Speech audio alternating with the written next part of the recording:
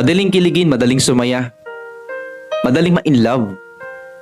Madaling maghanap ng tao na pinapasaya ka araw-araw. Madaling maghanap ng tao na kapag gusto mo ng kausap, nandyan siya. Pero what if dumating na kayo sa time na nagkakalabuan na? Yung mga problema nagsisititingan na. Yung mga tukso nandyan na. At unti-unti nang nagkakalabuan ng relasyon yung dalawa. Mag-i-stay ka pa rin ba? Kapag ba dumating sa point na sobrang dami nyo nang hinaharap na problema, andyan ka pa rin ba sa kanya? Ilalaban mo ba siya hanggang patayan?